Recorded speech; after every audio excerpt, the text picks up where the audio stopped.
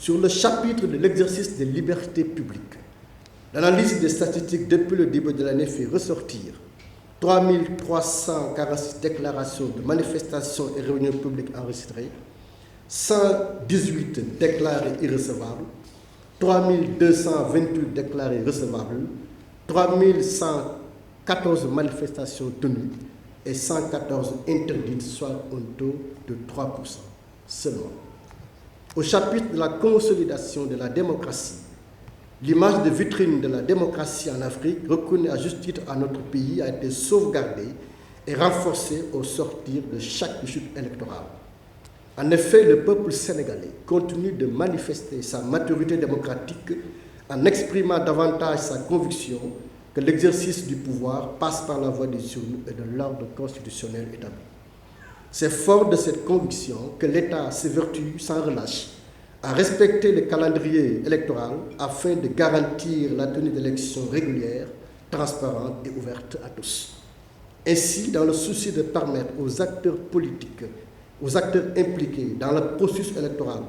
de créer les conditions d'un dialogue et bâtir des consensus forts,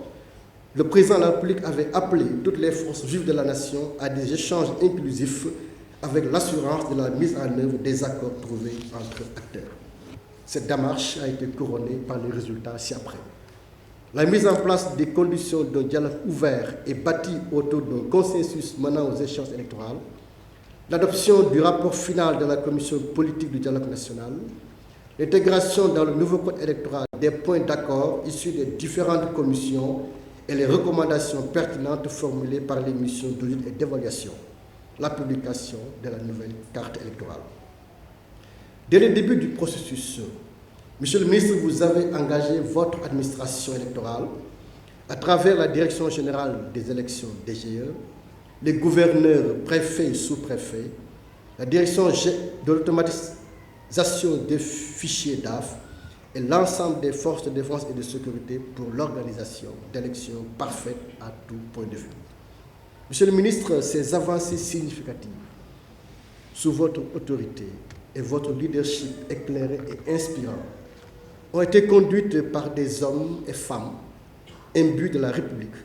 et soucieux de donner le meilleur d'eux-mêmes.